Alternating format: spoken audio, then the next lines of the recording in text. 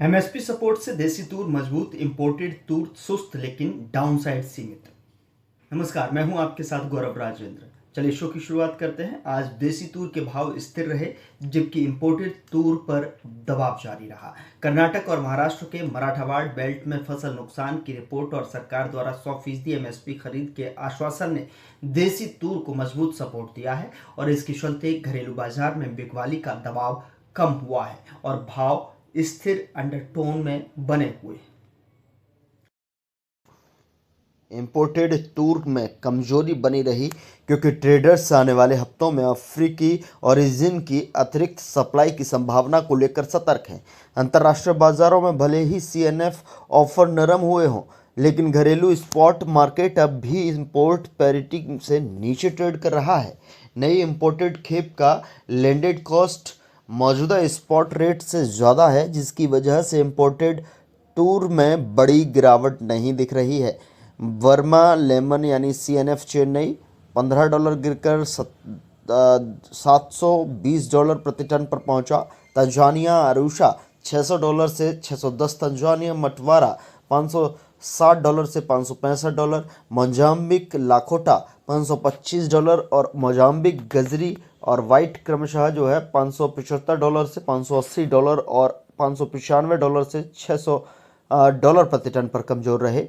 Domestic imported market में mixed movement रहा। चेन्नई और मुंबई में बर्मा लेमन ₹25 बढ़कर ₹6,575 प्रति 100 किलो पर रहा, जबकि दिल्ली में ₹50 की तेजी के साथ 7,050 से 7,075 पर ट्रेड हुआ। मोजाम्बिक वाइट 5,400 और गजरी 5,250 पर स्थिर रहे, जबकि तंजानिया मटवारा ₹50 नरम होकर ₹5,150 प्रति 100 किलो पर आ गया। बिल्टी ऑल एक्सपेंसेस पेड यानी कि मार्केट में हल्की मजबूती दिखी। अकोला ₹7,050 से ₹7,075, लातूर में ₹7,000 से ₹7,100 और रायपुर में ₹7,350 प्रति 100 किलो पर मजबूत रहा। कटनी डिलीवरी और स्पॉट में भी ₹100 की बढ़ोतरी दर्ज की गई। मंडी आवक की बात की जाए तो मंडी आवक में 34.6% बढ़कर 1,020.6 टन पहुंची। महाराष्ट्र में 595 टन की आवक रही, जिसमें हिंगड़ घाट और लातूर मजबूत रहे। कर्नाटक में आवक 295.6 टन रही, जहां रायचूर ₹60 बढ़कर ₹5,889 प्रति 100 किलो पर आ गया।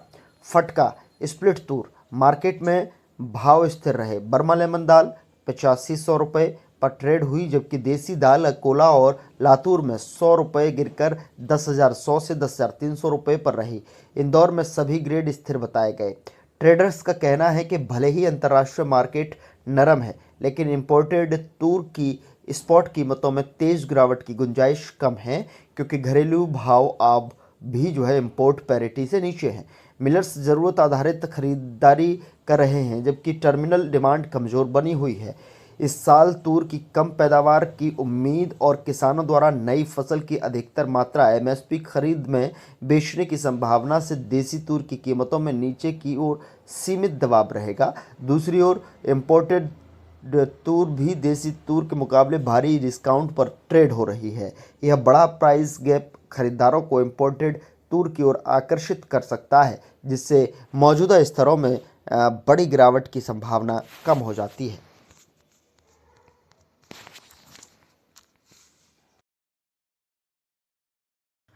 तो आज के शो में इतना ही। अगले शो में फिर मुलाकात होगी एक नई जानकारी के साथ। तब तक के लिए नमस्कार।